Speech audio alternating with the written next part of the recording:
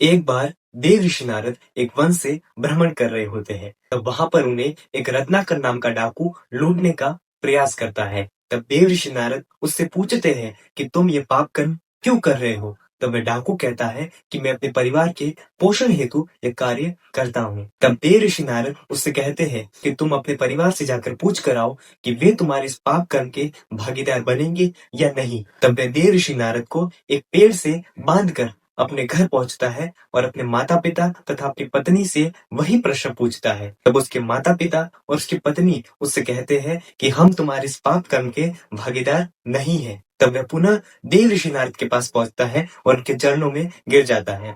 तब देव ऋषि नारद उससे कहते हैं कि तुम राम नाम का उच्चारण करो। तब वह कहता है कि मैं राम नाम का उच्चारण नहीं कर सकता। तब देव ऋषि नारद उससे कहते हैं कि तुम मरा मरा नाम का उच्चारण करो, क्योंकि जब तुम 2 बार मरा नाम का उच्चारण करोगे तो वह स्वतः ही राम नाम बन जाएगा। कुछ सालों बाद जो है देव ऋषि नारद पुनः उसी वन से भ्रमण कर रहे होते हैं। तो वे सुनते हैं कि कहीं से राम नाम की ध्वनि आ रही है। जब वे उस ध्वनि के पीछे पहुंचते हैं तो वे देखते हैं कि एक वल्मीक अर्थात दीमक के ढेर में से जो है राम नाम की ध्वनि आ रही है। जब देव ऋषि नारद उस दीमक को हटाकर देखते हैं तो उसमें से वही रत्नाकर नाम का व्यक्ति निकलता है, लेकिन इस बार वह डाकू नहीं बल्कि वल्मीक अर्थात दीमक के ढेर में से निकलने के कारण महर्षि वाल्मीकि बनकर निकलते हैं। वही महर्षि वाल्मीकि जो आगे जाकर देव ऋषि नारद के ही कहने पर रामायण जैसे महाकाव्य की रचना करते हैं।